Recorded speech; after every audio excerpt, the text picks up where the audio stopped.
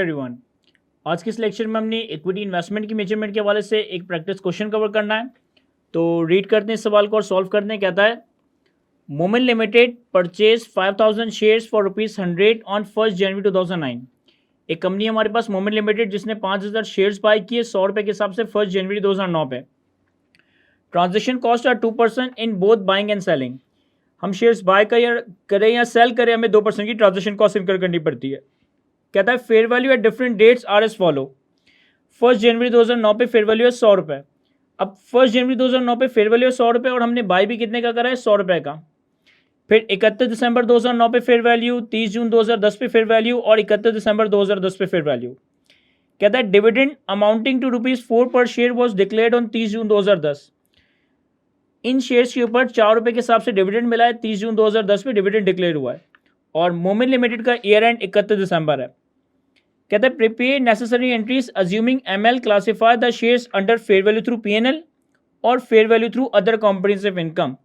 तो हमने इस इन्वेस्टमेंट को जनरलाइज करना है अज्यूमिंग कि अगर हमने इसे fair value through PNL category में क्लासीफाई किया होता या fair value through OCI category में क्लासीफाई किया होता। तो दोनों मेथड से सॉल्व कर लेते हैं सवाल को।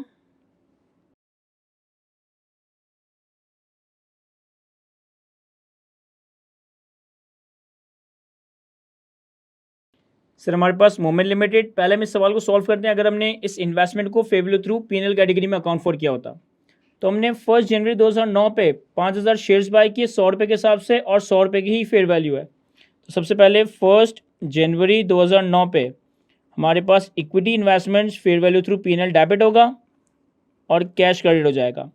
कितनी अमाउंट से? सर हमने 5000 शेयर्स बाय किए 100 रुपये के हिसाब से, तो 5000 इंटू 100 ये आ जाएगा 5 लाख। तो 5 लाख से इन्वेस्टमेंट डेबिट और 5 लाख से कैश क्रेडिट। अच्छा, अब हमने इस इन्वेस्टमेंट की परचेज पे 2% की ट्रांजेक्शन कॉस्ट इनकर की है। चूंकि ये fair value through PNL category है तो जो भी हमारी ट्रांजेक्शन कॉस्ट है वो हमारी कैपिटलाइज नहीं होगी बल्कि पीएनएल में एक्सपेंस आउट हो जाएगी। तो ट्रांजेक्शन कॉस्ट का एक्सपेंस पीएनएल में डेबिट और कैश क्रेडिट। कितनी अमाउंट से? सर 5 लाख रुपए की इन्वेस्टमेंट है तो 5 लाख रुपए का 2%, तो ये आ जाएगा 10,000। तो 10,000 से हमने ट्रांजेक्शन कॉस्ट डेबिट और कैश क्रेडिट कर दिया। इसके बाद हमारा पहला ईयर एंड आया, दैट इज 31 दिसंबर 2009। 31 दिसंबर 2009 पे इस इन्वेस्टमेंट की फेयर वैल्यू 100 से बढ़कर 108 हो गई, यानी कि हर शेयर पे आपको 8 रुपये पर शेयर का फेयर वैल्यू गेन हुआ है, फेयर वैल्यू का फायदा हुआ है। तो हमने हर शेयर की फेयर वैल्यू को 100 से बढ़ाकर 108 पे लाना है। तो ईयर एंड पे equity investments fair value through PNL debit और फेयर वैल्यू का गेन पीएनएल में क्रेडिट होगा। कितनी अमाउंट से? सर 5000 शेयर्स है और अगर हर शेयर पे 8 रुपये का फायदा हुआ है तो 5000 इंटू 8 यह आ जाएगा हमारे पास 40,000। तो 40,000 से इन्वेस्टमेंट्स डेबिट और फेयर वैल्यू का गेन क्रेडिट। फिर इन्होंने हमें 30 जून 2010 में भी फेयर वैल्यू बताई है शेयर्स की 111। अब देखिए हमारा ईयर एंड यहाँ पे 31 दिसंबर है, हमें अपनी इन्वेस्टमेंट्स को रीमेजर करना है ईयर एंड पे और डिस्पोजल डेट पे। तो ईयर एंड के दरमियान में आप रीमेजर करें, इससे कोई ऐसा फर्क नहीं पड़ता।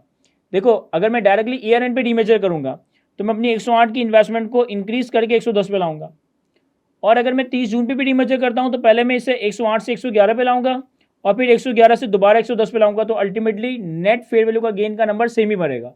अगर मैं एक चीज़ को 108 से 110 पे लाऊं तो 2 रुपये का गेन, अगर मैं एक चीज़ को 108 से 111 पे लाऊं 3 रुपये का गेन, फिर 111 से दोबारा 110 पे लाऊं तो 1 रुपये का लॉस। तो नेट गेन दोनों ही केसेस में 2 रुपये के हिसाब से बनेगा। तो हम डायरेक्टली इसे ईयर एंड पे ही रीमेजर करेंगे। लेकिन इन्होंने एक और बात बताई है कि 30 जून पे इन शेयर्स पे आपको 4 रुपये के हिसाब से डिविडेंड भी मिला। इसका मतलब है कि 30 जून पे हमें डिविडेंड की एंट्री बनानी पड़ेगी। तो 30 जून 2010 पे अब डिविडेंड अगर आपको एक्चुअली रिसीव ही हो गया तो कैश डेबिट, और अगर डिविडेंड रिसीव हुआ है डिविडेंड डिक्लेयर हुआ है अभी रिसीव नहीं हुआ तो आप डिविडेंड रिसीवेबल भी डेबिट कर सकते हो। तो कैश या डिविडेंड रिसीवेबल डेबिट और डिविडेंड इनकम पीएनएल में क्रेडिट। सर 5000 शेयर्स हैं और हर शेयर पे 4 रुपये के हिसाब से डिविडेंड मिला है, तो 20,000 रुपये की आपकी डिविडेंड इनकम आएगी, तो कैश डेबिट और डिविडेंड इनकम क्रेडिट। फिर सेकंड ईयर के एंड पे शेयर्स की वैल्यू हो गई 110, यानी कि अब 108 से 110 पे लाने के लिए 2 रुपये का पर शेयर फायदा हुआ। तो 31 दिसंबर 2010 पे हमारे पास equity investments fair value through PNL मजीद डेबिट होगा और फेयर वैल्यू का गेन फर्दर रिकॉर्ड होगा पीएनएल में, क्योंकि ये पीएनएल कैटेगरी है। कितने से?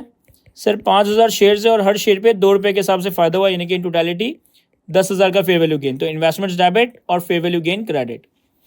तो ये तो सिंपल सी जनरल एंट्री थी। अगर हम इस इन्वेस्टमेंट को fair value through PNL category में अकाउंट फॉर करते, अगर हम इस इन्वेस्टमेंट को fair value through OCI category में रखते, तो डे 1 पे जो हमारी फेयर वैल्यू है, फेयर वैल्यू के साथ साथ जो हमारी ट्रांजेक्शन कॉस्ट है, fair value plus transaction cost, हम इस इन्वेस्टमेंट को कैपिटलाइज करते। यानी कि डे 1 पे 1 जनवरी 2009 पे हमारी एंट्री बनती fair value through OCI debit 5,10,000 और कैश क्रेडिट 5,10,000।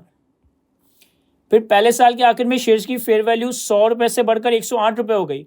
अब आप हर शेयर पे 8 रुपये का गेन रिकॉर्ड नहीं करोगे, क्योंकि आपने 10,000 रुपये ट्रांजेक्शन कॉस्ट की भी कैपिटलाइज किए हैं। तो ईयर एंड पे 31 दिसंबर 2009 पे मैं फेयर वैल्यू का गेन कैसे कैलकुलेट करूंगा? सर 5,000 शेयर्स हैं हमारे पास, हर शेयर की फेयर वैल्यू है 108, तो ये हमारे पास 5,000 इंटू 108 टोटल इन्वेस्टमेंट की फेयर वैल्यू आ गई।